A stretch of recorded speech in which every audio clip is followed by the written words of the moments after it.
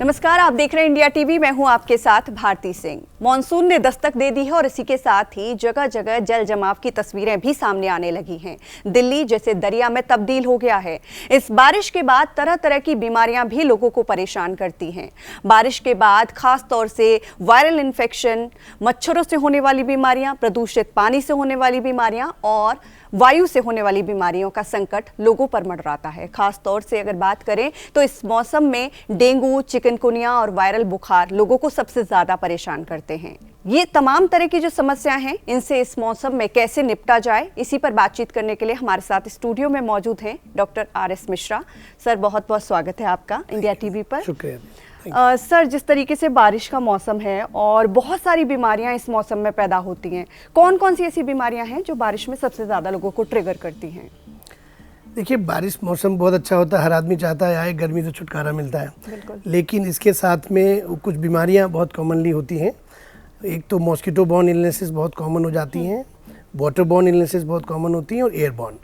If we talk about airborne, then common flu, viral infections बहुत common हो जाते हैं।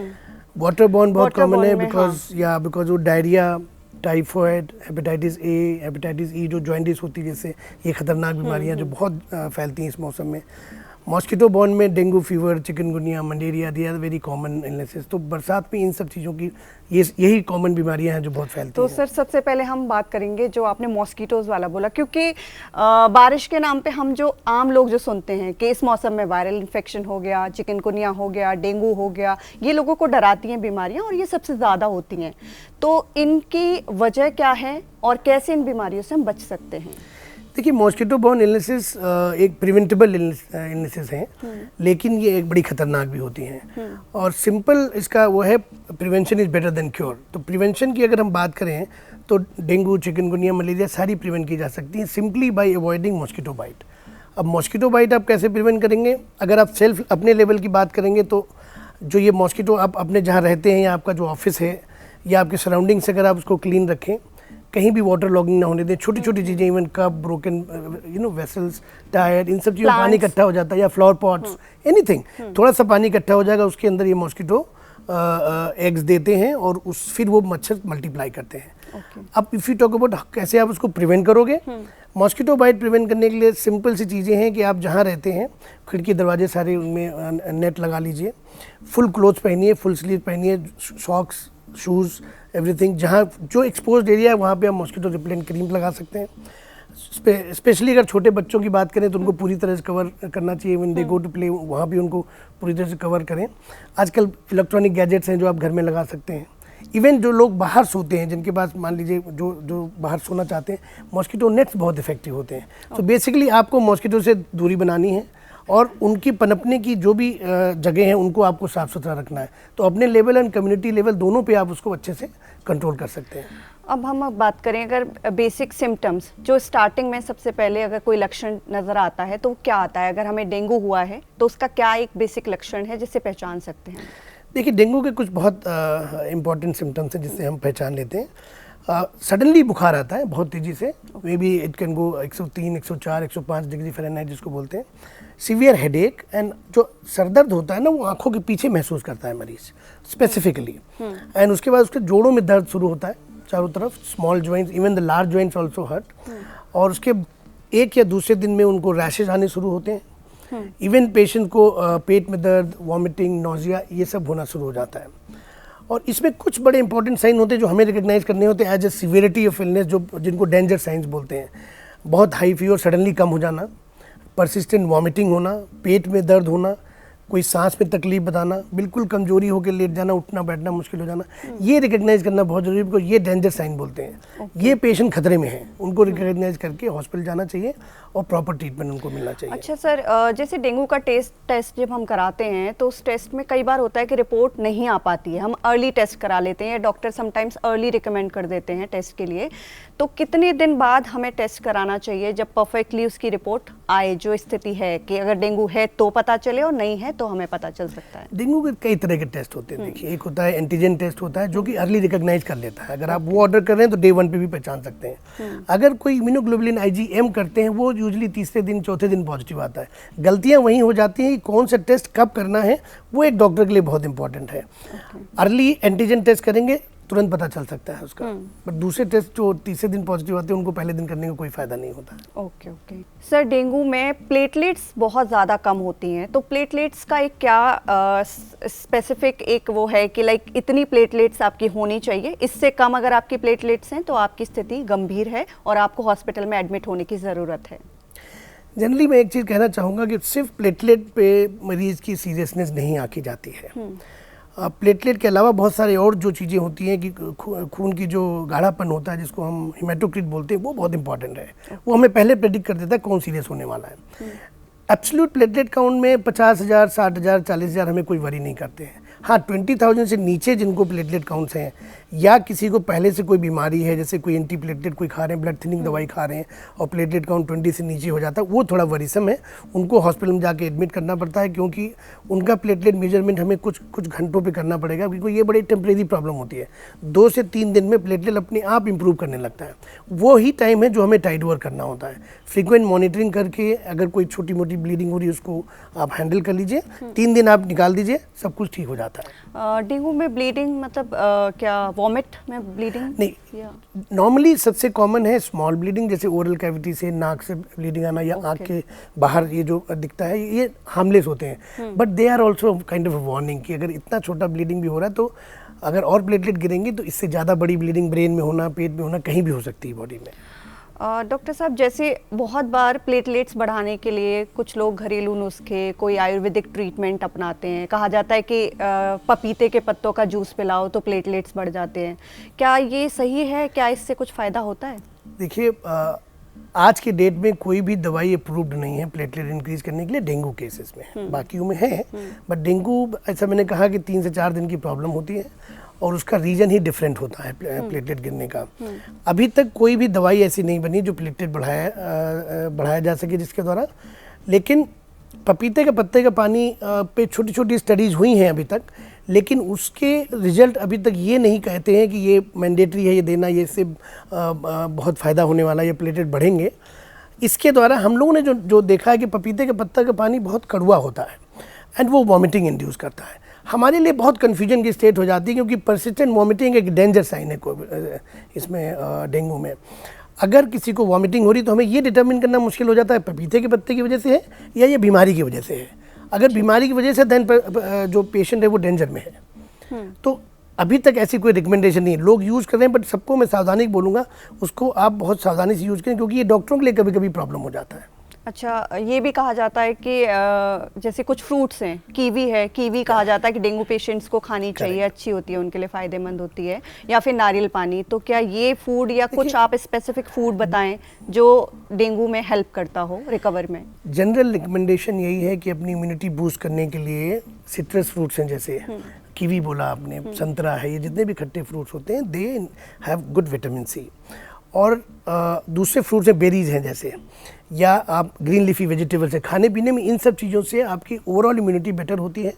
और उससे, और अगर आप हाइड्रेट अच्छे से रखते हैं, पानी खूब अच्छा पीते हैं इसके साथ, तो पेशेंट को खतरा कम हो जाता है बीमारी का एंड इम्प्रूवमेंट के चांसेस बढ़ जाते हैं। लेकिन डॉक्टर, जिस तरीके से आप बता रहे हैं सिट्रिक फ्रूट्स, बहुत बार लोग ये सोचते हैं कि बुखार है तो इसे खट्टी चीज़ नहीं देनी चाहिए, दही नहीं देनी चाहिए, खट्टे फल नहीं देने चाहिए, इनकी तासीर ठंडी होती है, या फिर ये सिट्रिक फ्रूट्स हैं इनसे फीवर में और प्रॉब्लम्स हो सकती हैं। तो बहुत सारे लोगों का ये एक जनरल परसेप्शन है इस बारे में, तो डॉक्टर तो सलाह देते हैं लेकिन लोग इसे नहीं मानते हैं। आई नो, ये बड़ी कॉमन बिलीव्स हैं हमारे यहाँ कि कुछ तासीर ठंडी है। हम लोगों को मेडिकल साइंस में ऐसा कुछ नहीं है, हम उनकी क्वालिटीज़ पता है।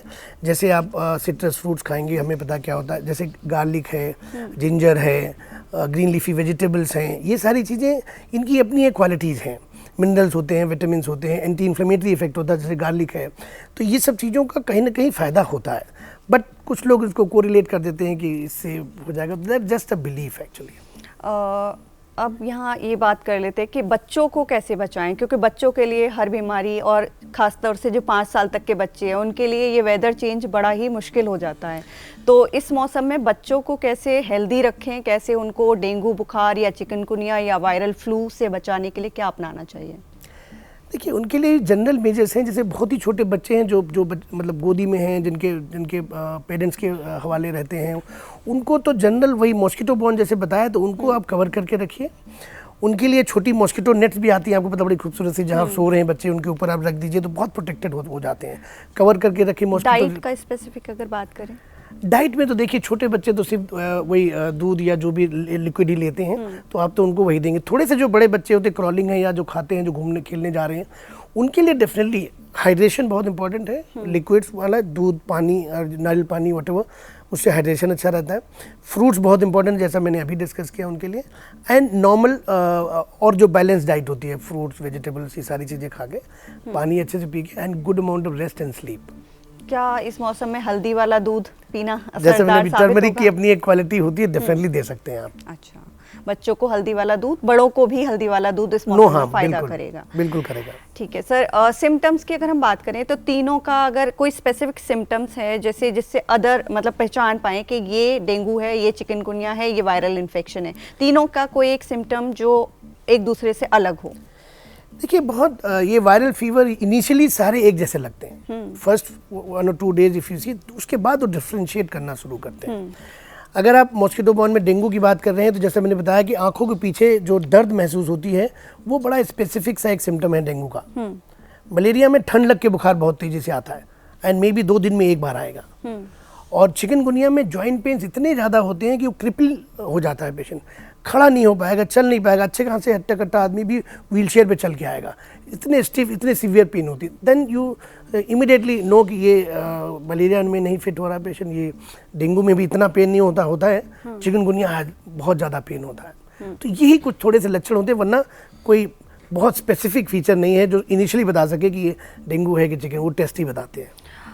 ठीक है, ये मॉस्किटोज से होने वाली जो समस्याएं हैं आपने जिस तरीके से बताई, लेकिन पानी भी इस मौसम में, खाना पानी सब प्रदूषित हो जाता है। बाहर की चीज़ें नहीं खानी चाहिए, पानी नहीं पीना चाहिए, स्पेशली पानी से हेपेटाइटिस बी और हेपेटाइटिस सी के लक्षण बढ़ते हैं और इसका खतरा बढ़ता है। तो पानी से ऐसी कौन कौन सी बीमारियां हैं जो होती हैं इस मौसम में? कि पानी से बिकॉज ऑफ बारिश की वजह से कंटामिनेशन होता है, और उसकी वजह से जो कॉमन डिसीजेज जो हम लोग फेस करते हैं, हेपेटाइटिस ए, हेपेटाइटिस ई, जो जॉइंटिस करती हैं, टाइफाइड बड़ा खतरनाक चीज़ है, डायरिया, गैस्ट्रोएंटेराइटिस जिसको बोलते हैं, ये बहुत इंपॉर्टेंट बीमारियां हैं, और ये पानी कुछ खाने पीने से ही होती हैं। तो पानी बहुत इंपॉर्टेंट है, और जो खाना खा रहे हैं इसमें एक ही एहतियात रखना है कि जो भी आपके मुंह में जा रहा है, आप बड़ा सतर्कता से देखिए उसको कि आप क्या खा रहे हैं और क्या पी रहे हैं। तो क्या पानी इस मौसम में उबाल कर ही पीना चाहिए या आरओ वाटर ठीक है? यानी पानी जो फिल्टर्ड वाटर हो या आरओ हो, या अगर बॉयल किया हुआ अगर आप कोई पानी है और आप उसमें श्योर नहीं कि कैसा है, ये कंटामिनेटेड है, तो उसको बॉयल कर लीजिए, श्योरिटी के लिए वो बॉयल कर लीजिए। नहीं तो आप बॉटल्ड वाटर अगर अच्छी जगह से आ रहा है, और या फिल्टर अगर यूज़ कर रहे हैं, दे आर वेरी गुड। इस मौसम में कहा जाता है कि जो ये वात, पित्त और ये जो दोष हैं जो आयुर्वेद के हिसाब से बोले जाते हैं, ये तीनों बढ़ जाते हैं इस मौसम में। तो खाने पीने में कहा जाता है कि ऐसी चीज़ें ना खाएं जो हैवी होती हैं, गैस करती हैं, बादी बढ़ाती हैं शरीर में, या फिर जैसे रखी हुई चीज़ें नहीं खानी चाहिए, दही नहीं खाना चाहिए बारिश के मौसम में। क्या ऐसा कुछ है कि कौन कौन सी चीज़ें खानी चाहिए, कौन कौन सी चीज़ें बारिश में नहीं खानी चाहिए? आयुर्वेदिक का ज़्यादा नॉलेज मुझे नहीं है, मेरी फॉर्मल एजुकेशन नहीं है, लेकिन मैं इतना ज़रूर कहना चाहूँगा कि जैसे आपने मेंशन किया कि रखी हुई चीज़ें, हम तो यही सजेस्ट करते हैं कि फ्रेशली कुक्ड फूड लीजिए, उसको रखा हुआ खाना या ठंडा होने के बाद थोड़ा सा उसके अंदर बैक्टीरिया या फंगल या इस तरह ग्रोथ होने के चांसेस होते हैं, उनका सेवन ना करें। इवन कट फ्रूट्स जो हैं वो तुरंत खाएं, ज़्यादा बेटर है। सब्जियां और जो फल आते हैं उनको पहले से वॉश कर लें, जिससे उनका कंटामिनेशन भी कम से कम हो। कौन सा फूड में क्या आपने बोला, वो मुझे ज़्यादा उसका नॉलेज नहीं है। ठीक है, वो आयुर्वेद के हिसाब से चीज़ें हैं, बहुत सारे लोग आयुर्वेद पद्धति को भी मानते हैं। अब सर जैसे ये मौसम है, इस मौसम में फंगल इन्फेक्शन, स्किन डिजीज़ बहुत ज़्यादा होती हैं, तो कौन कौन सी ऐसी बीमारियां हैं जो इस मौसम में होती हैं और उनसे कैसे हम बच सकते हैं? फंगल इन्फेक्शन ही बहुत कॉमन होता है, बिकॉज डैम्प एंड वेट होता है। जैसे आप मान लीजिए बारिश में भीग गए और ऑफिस में आगे पूरे दिन आपने गीले कपड़े, गीले सॉक्स या गीले वो आपने चेंज नहीं किए अंडर गारमेंट्स, तो वो बहुत ट्रबलसम हो सकता है। बिकॉज नॉर्मल रिकमेंडेशन अगर आप भीग गए हैं, इमीडिएटली जब आप अपनी सुरक्षित जगह पहुँचें, कपड़े चेंज करके नहाने के बाद अपने आप को ड्राई कर लीजिए। ड्राई में फंगस नहीं होता है, और उसको आप कपड़े अगर चेंज कर लेंगे तो ये सबसे बड़ी इंपॉर्टेंट चीज़ है।